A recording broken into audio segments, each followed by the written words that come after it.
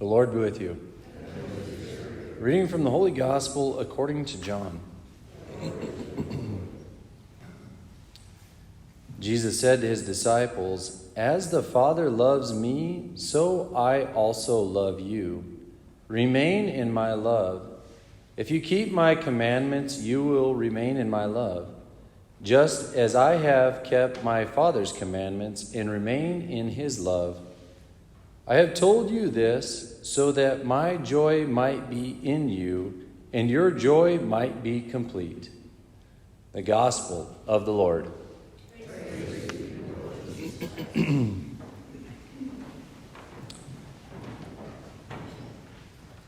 If you keep my commandments, you will remain in my love, just as I have kept the Father's commandments and remain in his love.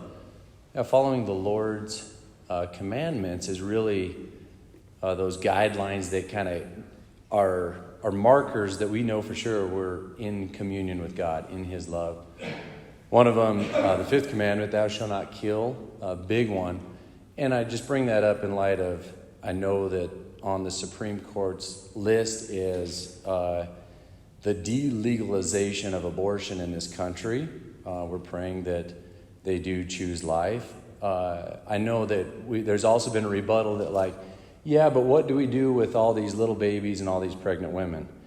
And that's a valid point. We'll continue to love and take care of them like we always have, but two wrongs don't make a right? So we uphold our Lord's command, thou shalt not kill. We don't murder innocent babies. But it does beg the question, what is kind of the root of this problem? And I say abortion's not the root of the problem. Contraception is. Once we've divorced procreation from the sexual act, that's when we get all these problems. Okay, so I think we need to go a step deeper and really look at that issue, an issue that the church has always upheld, the inseparable union between the unitive and procreative aspects of the marital act. She's always upheld that, especially in her document Humanae Vitae. But I think it would behoove us if we really uphold that document and go back to what the truth the church actually proclaims. If you really think about it, a real incentive for people to not engage in the sexual act was the thought that they might get pregnant. It's a big deterrent to not engaging in premarital sex. If you're not willing to have a baby, don't have sex. That's kind of the deal. That's the natural course of action. So I think we as a church, especially, and a nation too, need to really revisit that act, or that unitive and procreative act of the marital embrace.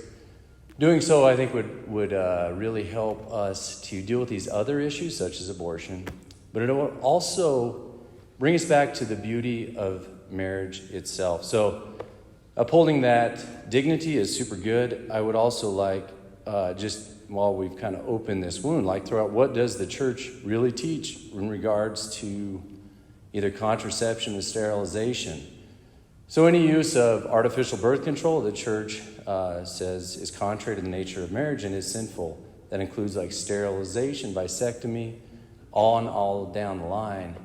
Those separate the inseparable unity of the unitive and procreative act. So also, just so we know, a lot of oral contraceptions are also abortifacients. They have in them a deal that if conception has occurred, it will abort the fetus. So there's a lot of problems going on in that realm, especially when we start introducing oral contraceptives, things like that, to youngsters. That's super bad health, and it already puts in their mind, well, hey, I can't get pregnant, so why not engage in this act? So that's more of the root problem of the abortion issue. I think we should deal with that. A lot of people who hear this say, I've never heard this before. That on our part as a church is a shame. Church has spoken clearly on that, but it's not been taught for a lot of generations. So I have told you this to inform you, but also so that God's joy may be in you and that your joy may be complete.